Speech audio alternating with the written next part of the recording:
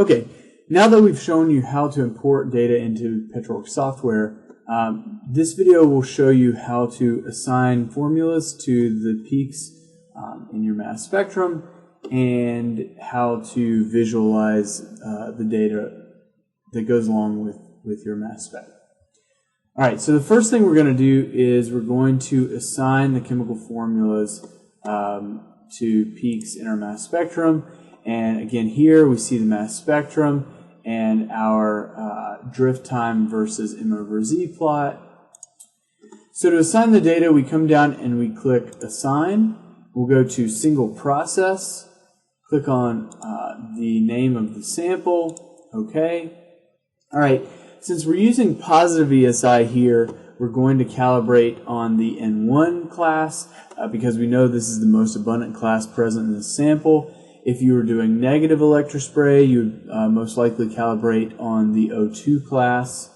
And we're going to go into Settings, and we're going to set our constraints for our elemental formula assignments. And so to begin with, we're going to set our constraints to 1 nitrogen, 0 oxygens, and sulfurs. But as you process your data and you need to assign other things, you can adjust these values as needed. Okay, so we're going to constrain these data a little more because we want to make the appropriate assignments.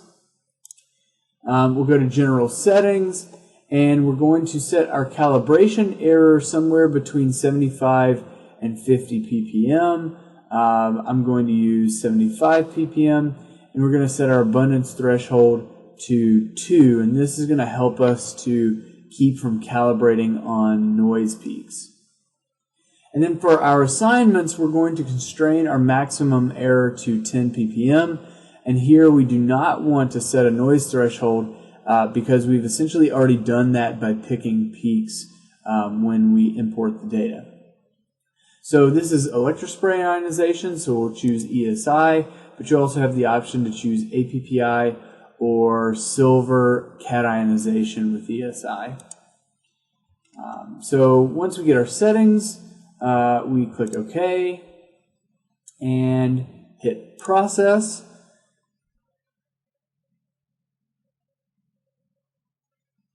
Okay, and now our data is assigned. So if we go, we look, we see that half of our peaks end up assigned as N1 compounds, and we also see the carbon-13 peaks that correspond to these N1 species. When we go to our mass spectrum, we can see that all of the assigned peaks are in black, all of the unassigned peaks are in red, and these are noise peaks in this mass spectrum. And so you can double click on these categories, and that will allow you to show or to clear the data points associated with the assigned and the no hits. You can also highlight just the N1 class. So you can see here the N1 class shows in purple. We can change this color by right-clicking and going Pick Color, and we can change it to, let's say, blue. And so all of these are ways for you to visualize the data, and this is going to help us with our data processing. Okay, so the next thing we want to do is sort the data. So if you open up this pull-down tab, you can see all of the peaks that we've assigned as N1 compounds. So the first thing we want to do is sort by Kendrick mass. All right, so we opened this sort button, click Kendrick, and this is going to Kendrick sort for us. So this is essentially sorting by DBE values. And you can see here that when we go from one DBE to the next, we change colors, which makes it easy to visualize this change in DBE. And then for each mass or each elemental formula assignment, we also see the drift time that corresponds with that formula. And again, for those peaks that have 2 drift times or 2 peak maxima in their drift time, we see 2 drift times that show up here. Okay, so once we've sorted our data points, we can also filter by clicking this filter button, and we can filter by DBE. So we'll set a minimum of 0 DBE and a maximum of 50. We can sort by error. Here we're going to sort by error plus or minus 5 ppm. We can also sort by carbon number, O to C ratio, or relative abundance, but we're not going to choose any of those. And then we're also going to use this minimum homologous series of 3 peaks, which is just going to allow us to eliminate some of the noise peaks that we might have assigned as formulas.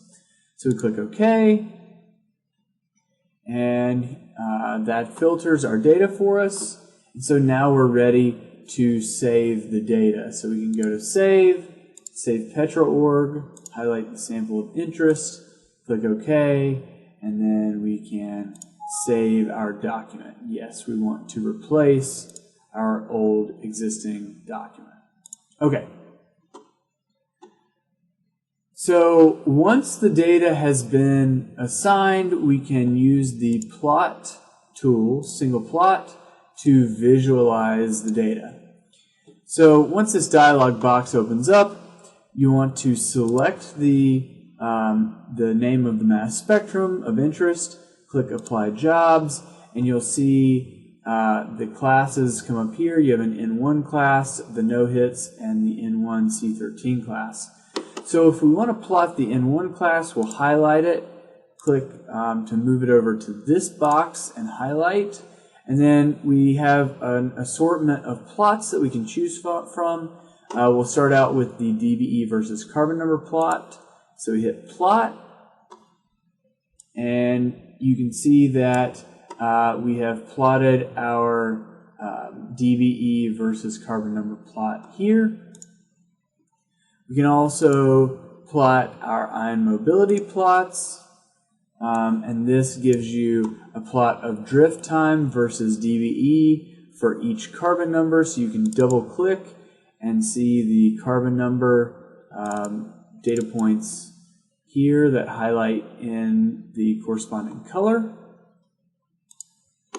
We can also look, we can also plot a bar graph with all of the classes that we can assign, and an error plot, which will show you the distribution of error for all of the different compounds assigned in your mass spectrum. Okay, so our next video will show you more about how to visualize data and how to batch process data.